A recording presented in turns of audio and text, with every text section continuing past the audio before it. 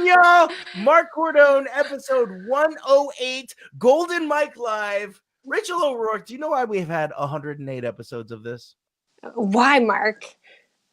Because you're amazing? Because you cannot cancel me. I produce this show. No one tells me what to do. 108 episodes. Maybe we'll have 109. It's good to see you, Rachel O'Rourke. We're going to be talking about something that affects, if not you directly, you indirectly. And that is 3 major barriers that get in the way of success, particularly with women. But man, that doesn't mean tune off. Listen for the nuances, because there's some universalities that are barriers to everybody.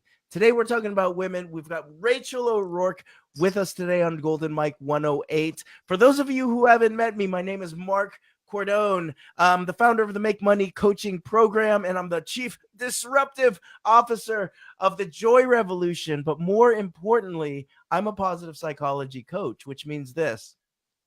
I ask everybody who's watching now or in the replay, on a scale of 1 to 10, how happy are you? How much are you feeling the feelings of happiness coursing through your veins right now? How happy do you feel? But flip side to that, how much do you feel like you're living a life in full purpose, making meaning out of every single moment, micro moment that you're living through? So Rachel O'Rourke, I'm going to start with you. What's How up? happy are you happy, and are you living in your full purpose today? You know what? I can finally say, after years of questioning that, hell yes, I am super happy, especially because I'm here right now talking to you. You were like Mr. High Vibe, and I am 100% living in my purpose. So I'm so excited to be here. Man, you just energize people up, don't you? Yeah. Yes, I do. No, well, here's the other thing, Rachel. A lot of people think that happiness and positive psychology, it's about like shits and giggles 24/7, Skittles falling from the sky, double rainbows everywhere, Taco Tuesday every day. It's like happiness 24/7, and you never feel anything else. And that couldn't be furthest from the truth when it comes to positive psychology.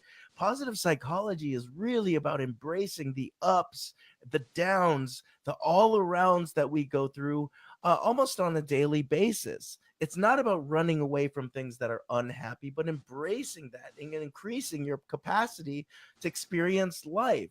So for those of you who are watching right now and you're like, you know what? I used to be like O'Rourke. I was happy. I lived in full potential. And I don't anymore. Like, I worked at this job for 30 years and I'm like, I don't feel it anymore. I was in a relationship for 30 years and it was the source of my happiness, and I don't feel it. Or, last week it was the New Year's, and like, it just felt like a new year. I felt happy. I felt excited, and it's waning. It's going away. That is super cool. That is part of your journey. That is part of your journey. So for those of you who are journeymen, journey women right now, let's see your thumbs right now. Let's see you put your thumbs up. Let us see your thumbs. Let us know that you're living the life. Your heart beats just like Rachel and myself. And let's see, and Amber Jane and Molly McCarthy. Your heart beats just like the rest of us. Okay. Now here's the final thing. Whether you're a 1, you're not happy, you don't have very much meaning and purpose right now, or you're a 10, you're full on living meaning and purpose, you're on your crusade of happiness. Whether you're a 1 or a 10, one of the things that people have found is that if you know that today is going to be better than yesterday, that's called hope. And that's one of the biggest indicators for success, is to operate life with hope. So there's a button down there that Rachel O'Rourke is going to show us. It's the wow face. And this wow face is an indicator that all of us feel that today is going to be even better than yesterday. Rachel O'Rourke, show me your wow face. That's a wow face from hell. That's a wow face from hell. That's amazing. Absolutely absolutely amazing. So very long-winded introduction to get to our sister Rachel O'Rourke, owner at a CEO of a couple different organizations. I want you to talk about that. But more importantly, Rachel, what's your story, sister? Oh man, how much time do we have, brother? Because I've got so much to say around my story, but really, Good. it's been over the last, I want to say, 3 to 4 years that I've really taken charge of my life and understood the power that I have in my emotions and my actions. And it's like I have completely transformed where I was. You're talking about somebody that used to, hate their job or be in like a bad relationship. I was in a marriage for 9 years where I was unhappy for 7 of those years. I was in a career for over 10 years that I was unhappy in. And it was about 4 years ago that I figured some shit out and was able to flip it around. And now I'm living the most best time of my life, in my career, in my relationships, and get to hang out with cool people like you. This is so much fun. But Amazing. yeah, I mean, I own a couple of businesses. One is a media company that helps emerging e-commerce startups with their businesses, and it's been amazing. And I typically work with people that have products that have never hit the market before. So I've worked with Cauliflower Foods. You're familiar with that company. Make the most badass cauliflower pizza crust. I work with nanotechnology, so changing the way that batteries operate, just really cool shit. But my passion project and the thing that I love just the most is my company Spark Global, which I know some women here watching right now have heard of Spark. It's a self-development summit that supports women who are ready to show up in the world. And fueling that, I mean, it's just been, it's amazing. And it's gotten me into where I'm at right now, which is writing my first book called 27 Things.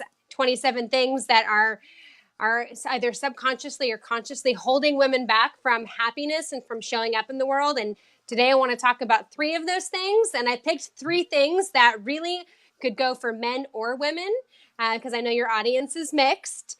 So I'm really excited to dive into that and share things that you can actually leave this conversation today, implement in your life, and start getting to a point where you're happy, you're joyful, and you're really living in your purpose. Before we go there, I want to know about little Rachel O'Rourke. Right? Oh, we're going way back. I want to know little Rachel O'Rourke. How would you describe yourself as a kid? Because here you are, and uh, deep, like basically deep into the entrepreneurial space. Um, uh, you're identifying barriers, and not only that, but you're helping others identify barriers. But where did this all come from?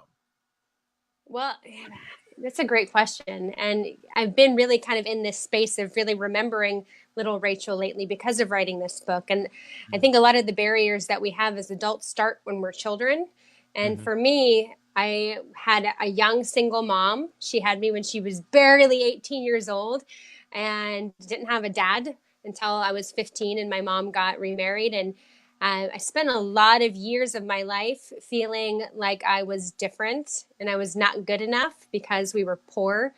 We were, welfare every first of the month, going and getting our food stamps, and that was like the most exciting time for me because we got to have big grocery shopping, and I got to choose from like 3 different kinds of cereal for breakfast. And but I remember, it was right around the 4th or 5th grade when I started going to friends' houses and watching stuff on TV like Full House, where you see the way other families operate. And all of a sudden, I felt like I wasn't good enough and I was different. And I spent many years from 4th grade on trying to fit in like so many kids do. And I think it's worse now for kids these days because they have social media that they're comparing themselves to.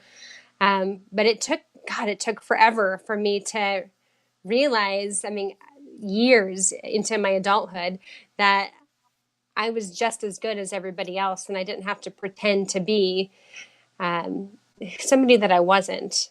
I remember lying to kids at school saying, "Oh yeah, we went to Disneyland on our spring break just like you," or we did this, when in reality, I was watching my younger brother and sister, because my mom worked two jobs, and we spent our break watching Teenage Mutant Ninja Turtles on TV, and that was like Yeah. that was the exciting stuff. Yeah. But I definitely grew up with a scarcity mindset, and Mhm. grew up just really just knowing lack.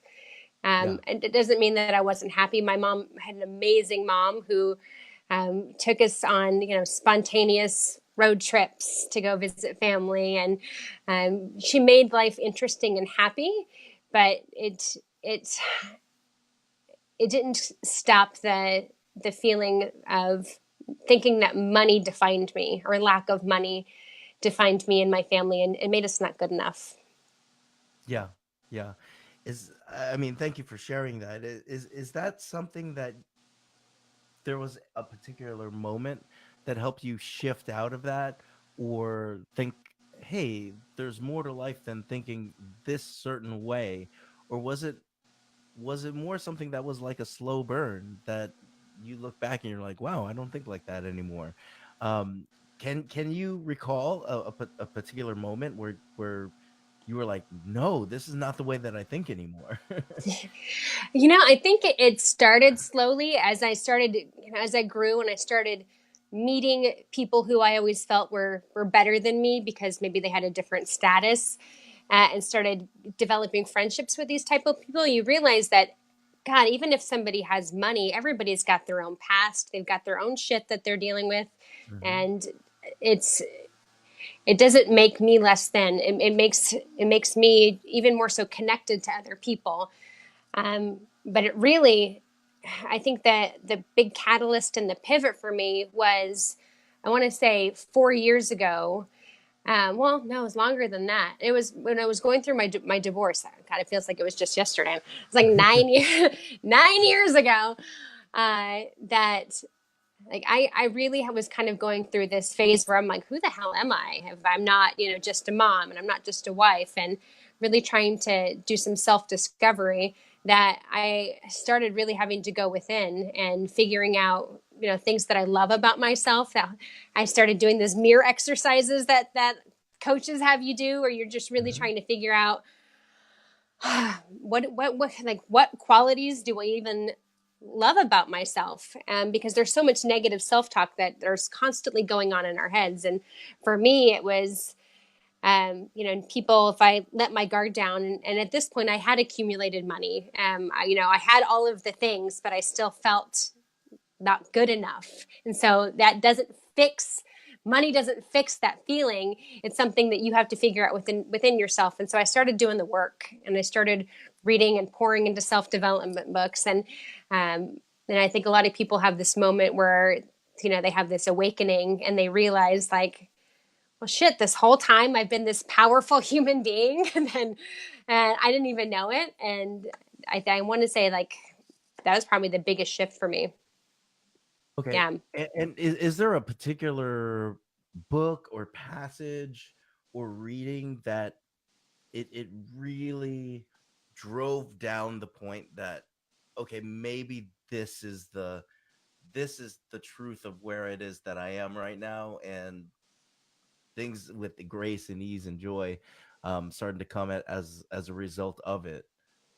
Yeah, yeah. The book that was the big aha moment for me and really shifted my life was "You Are a Badass" by Jen Sincero. And Yep.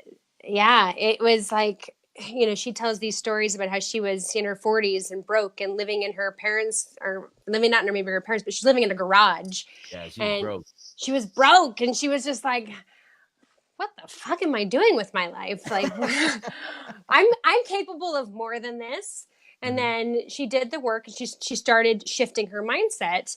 And God, look where she is now. And she was just here in Portland doing a book reading, and she was talking about this, that you don't have to have that moment where you hit rock bottom. You can shift at any point.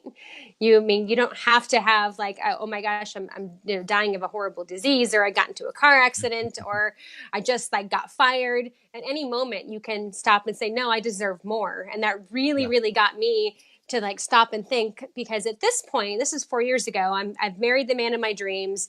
I'm making good money. I'm in a job that's like, it's okay, but it's not like, I was in the corporate world, and there was some days where it just felt like it was soul sucking, and then there was other days where it was like, it was manageable. Yeah. Um, and I was like, you know what, I'm not going to wait for something horrible to happen. I can take control of my life now. And that was the book that really got me to believe that I could. Yeah, it's a good book. It's Yeah. just so easy to read and everything. I want to throw this out there. You look like you've got a nice stable of people watching over you right now, like Molly McCarthy, Openshaw. Woo There she woo! is. She's Uh, totally cheering for you right now. Um, we got Amber Jane coming in. It depends on the moment. Emojis. I feel lots of joy, and with the ellipse, I feel the junk releasing. mm. So I think you're talking about the moon thing that happened last night. Right on. Uh, Here looks like another friend, Janelle McMiller. Rach, giving you Just some love over there. Amber Jane coming back. Rachel O'Rourke is constantly realigning to make sure she is living in her purpose. Love it. Up, we got Puerto Rico in the house. Jorge, the best, absolutely. He shared it out, and I would put oh, that out there to all of you as well. Everybody, Rachel's got something to say. Why not share it out with the world? Share this out with the world. Go and hit that share button. Lisa, hey guys, it's good to see you, Lisa. And Amber Jane coming in, refreshingly different. I absolutely love it. Now, I wanted to get in this whole idea of barriers, right? mm-hmm. What it is that holds women back. And it looks like from your studies, from your own life experiences, that you've really distill things down to almost three barriers. I think you said there's 73 though. There's 27. There's 27. 27. Yeah. There's 27 that specifically I have been through myself, and I've seen in other women, whether they be friends, coworkers, employees. I've seen these block other women from really, really being successful, happy, just really living up to who they're supposed to be in the world. And I don't know about you, but I am a huge believer in the law of attraction. And for those of you who are not familiar with it, it's just the concept that we are all made of energy. This book is made of energy. Money is made of energy. Feelings are made of energy, and every energy vibrates at a specific frequency. And so, if you have high vibe energy, like feeling joyous or exciting, that is in line with the high vibe energy of money or abundance. And low vibes can be depressed, anxious, jealous, which is negative experiences and negative things that are happening in your life. And once you realize that you are in control of that energy, people do a great job at trying to raise their vibes. I mean, you've heard that term, like, I'm going to raise my vibes. Mark, you are super high vibe. We're all familiar with that. The one thing that I think is blocking women and men in particular, both, really everybody, every human being, is that we don't do a good enough job of protecting our energy. And what I mean by that is we are great at taking in content. Like, if I want to get high vibe, I'm going to go listen to Mark, because I know Mark's got some high vibe energy and he's always like lifting me up. Or maybe I'm going to read a book, or I'm going to meditate, or I'm going to listen to my favorite dance or song or whatever. But then I go to a job and I'm around negative people. I have a boss that's shitting on me. I'm just 8 hours of and all of a sudden all of that positive energy that I built up in my morning routine maybe is depleted. It's like filling up a bank account with money and then handing out your debit card to people and giving them your PIN number. And it's just, we're not protecting our energy enough. And this happened to, I'll give you an example for me and my life. I was in a corporate job that I did not like. I mean, some days were okay. I was explaining this earlier. Some days were like, oh my God, like, why am I here? My life sucks. And I was in this moment, this is after I read You Are a Badass, that I was like, all right, I'm going to start making vision boards, and I'm going to start like writing out my perfect day. And I was all like figuring out like how to control this energy. And then I would go to this job, and it, like all of a sudden I'm like, nothing's happening. So there's zero chance that you can attract high vibe things into your life if you are vibrating at a low energy. So for me, my decision was to quit that 6-figure corporate job with zero backup plan and do every single thing that I can to raise my vibes. And fast forward 4 years, I'm making, 4 times the amount of money, and I have so many amazing things that are happening in my life. And if you're watching this and you're like, well, shit, Rachel, like you're telling me I just have to quit my job. That's not necessarily the case if you're not happy in your job. I actually recommend that people find another, if you're working in a store, you're a store clerk working at Target, and you're trying to build up a side hustle of maybe building a coaching business, but your Target job sucks because you have a boss that's horrible.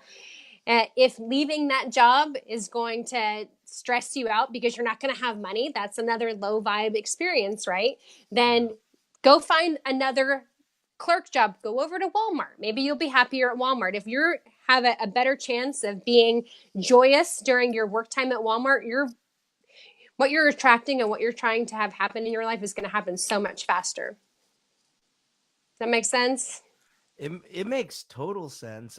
I want to come back to this idea of protecting your energy, just the act of it. What are some things that we can do to protect our energy? Because I know my audience is the best audience in the world. They're all over the place. And for some, it makes sense. Okay, protect my energy. For others, they're like, what the fuck does it mean to protect energy? Right? And so like, can you maybe for some folks who aren't down with the lingo, Yeah. what does that actually mean to be protecting our energy, and how do we go about doing that? So you can tell if your energy is low, so that comes out in your emotions and how you're feeling. So if Mhm. you're feeling overwhelmed, or you're feeling upset, angry, those type of emotions, you're vibrating at a low energy. So that's just not, it's not a good thing, right? You want to be happy and joyous and attracting wonderful things to you. So by protecting your energy, the first step is to recognize when you're at a low energy. So I'll give you an example. So the other day, I have like a to-do list that's crazy long. And the day before, I'm like, life is great. Woo! And like, I've got all these great things that are happening. And then suddenly I started snapping at my kids. And I started feeling like I had too much to do. And I had to pause and recognize, like, okay, well, why am I feeling this way? I had to recognize, like, okay, I'm feeling overwhelmed because I have too much stuff to do. And how am I going to protect my energy so I can raise it up again? And for me, that meant I'm going to take a day off, which sounds completely counterintuitive. You're like, Rachel, you've got so much stuff to do. Like, why would you do that? Because for me, the way I protect my energy when I'm feeling overwhelmed is to give myself self-compassion, love, and a hell lot of self-care. So I took a bath. I watched a bunch of chick flicks. I did zero work. And the next day, I had a completely new and refreshed mind that I'm like, okay, looking at my to-do list, I actually don't need to get some of that done right now. I can delegate some of this stuff out.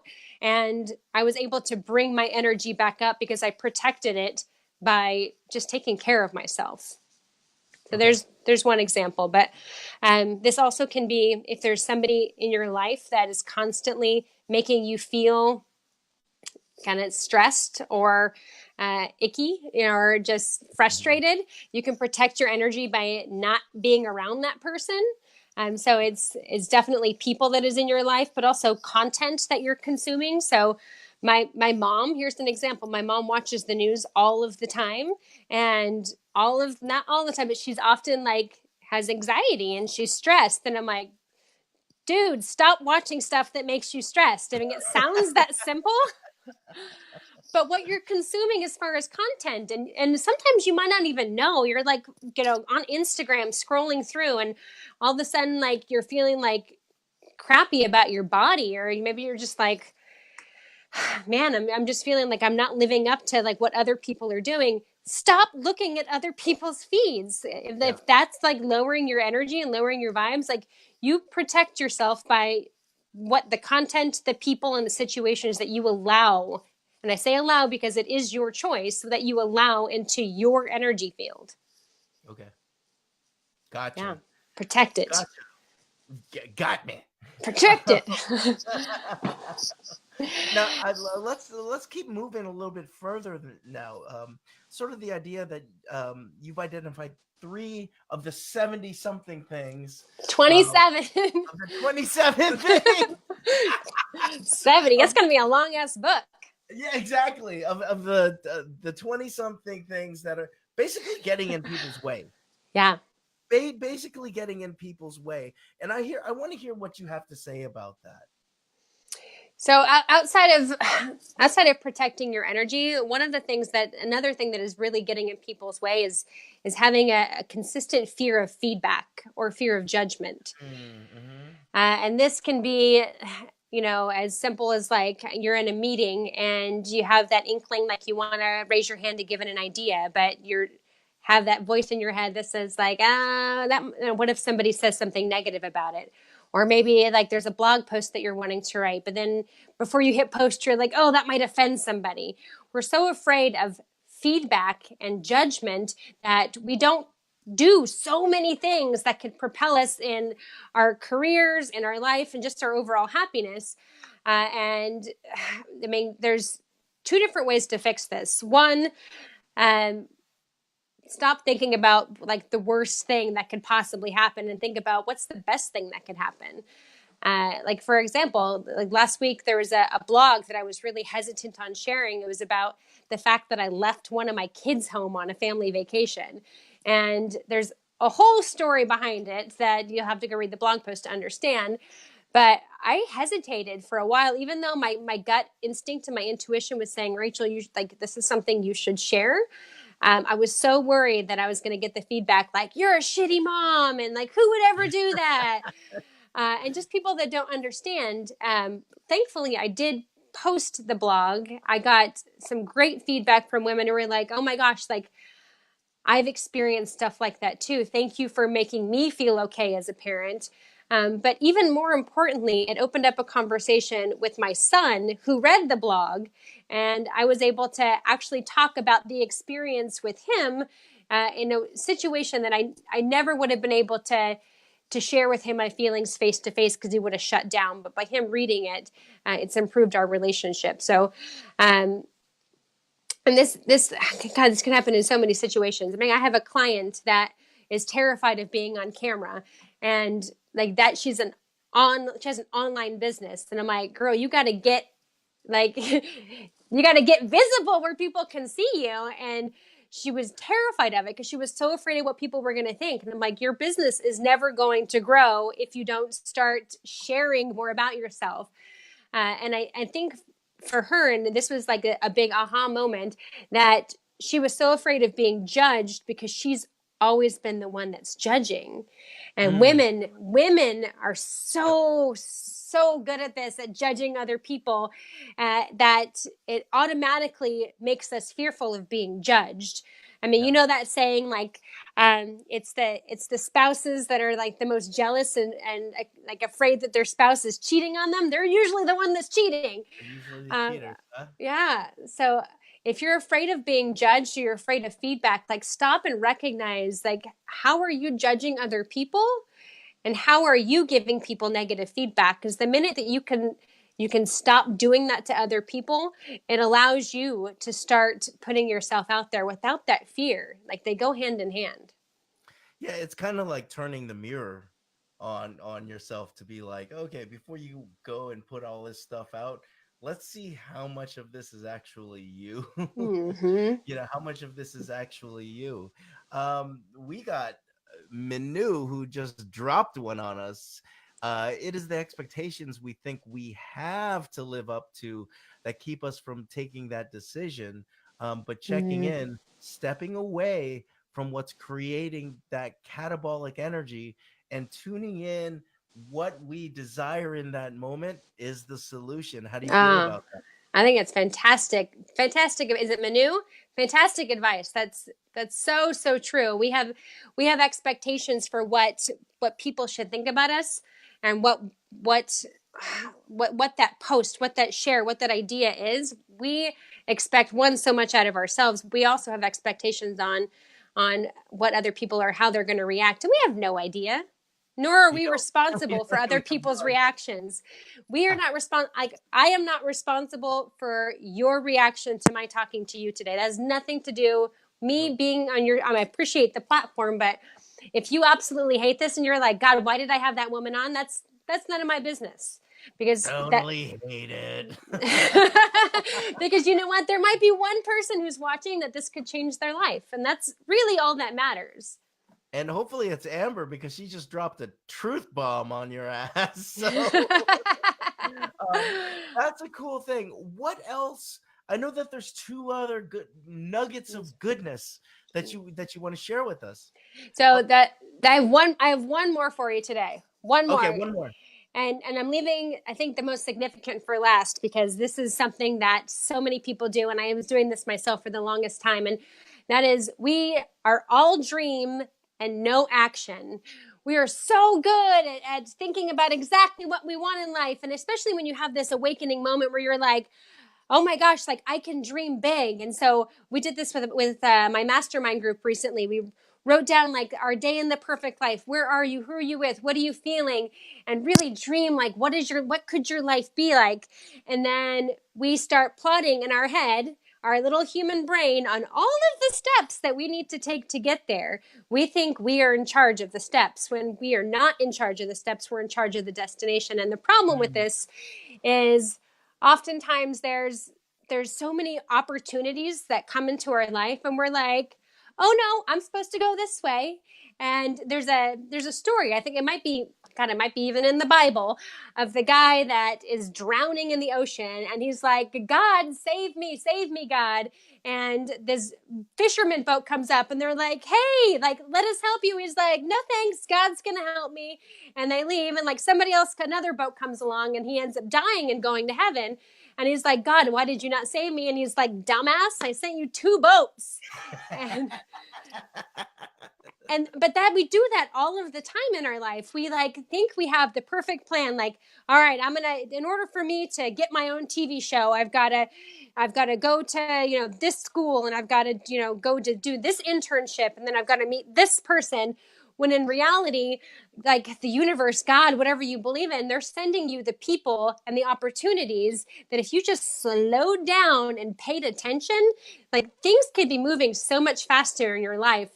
But we're dreaming big, and we think we have to have, we know the right way. So, um, gone. And so actually, even going back to my story that I was telling you earlier, Mark, about leaving that job, that my corporate job. So it was me like actually giving up my control.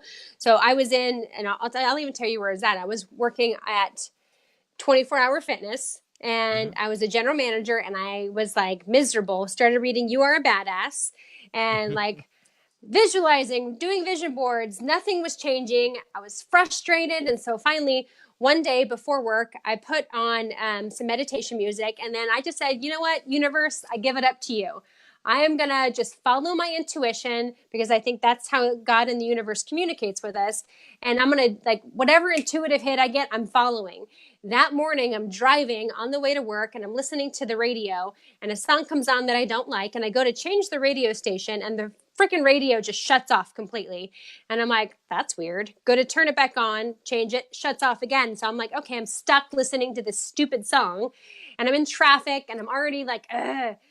And then the next song that comes on is the song by this band called Sugarland, and it's called There's Got to Be Something More. And I'm listening to the words of this song, and instantly I'm like crying, but tears of just gratitude, because I know deep down, like I got an intuitive hit, and there was a sign with the radio on what I needed to do. And that was the day that I went in and put my 2-week notice in. And Mm. if I would have been like waiting and waiting, thinking like me with my superhuman human powers know exactly what I need to do. I want to miss that sign. I want to miss that sign. And we have these signs all of the time. So one, like, dude, people, you got to slow down and pay attention and look for the opportunity. I don't think life is one big opportunity. I think it's a series of doors. So me talking to you right now might be lead to 5 years down the road when, you know, we are on a large stage with 10,000 people talking to tons of people about the joy revolution, right? And who, like, that little thing can start here. So pay attention to the little signs as well as the big ones.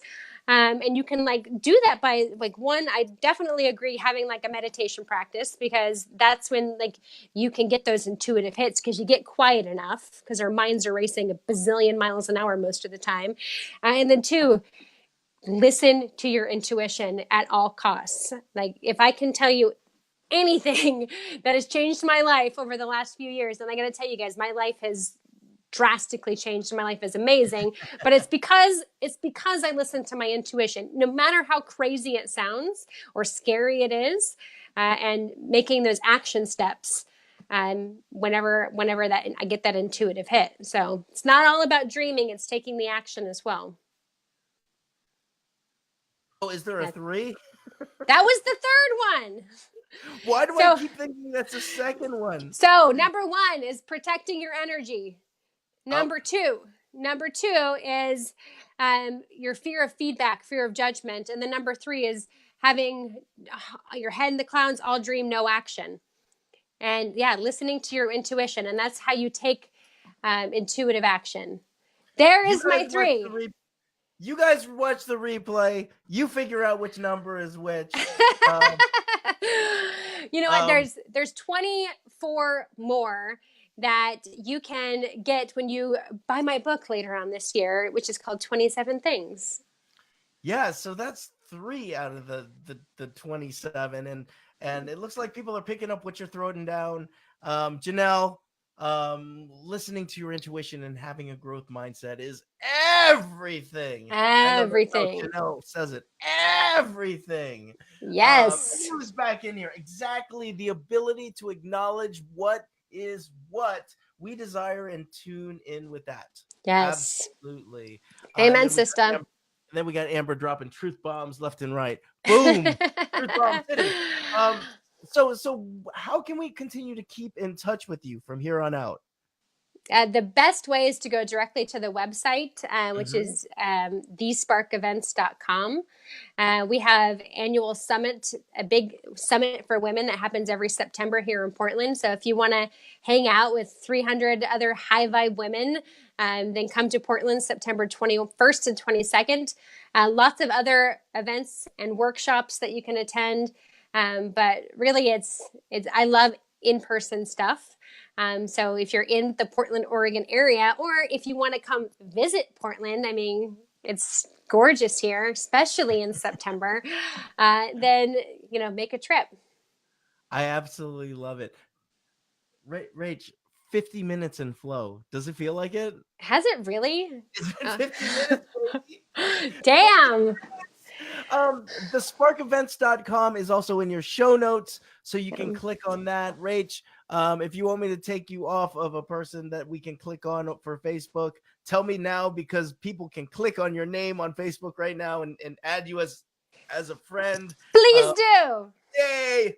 I love friends. Also, I see you guys. I see you guys who are still here and watching, and I appreciate that.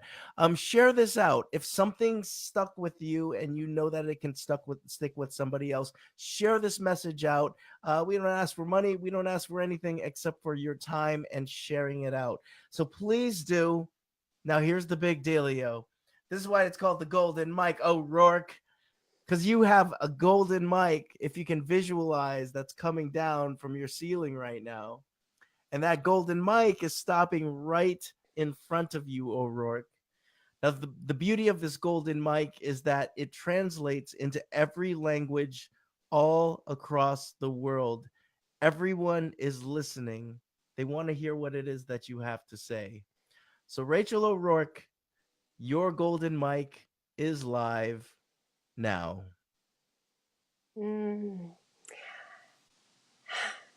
Life is so freaking short that you have an opportunity to make every single moment count.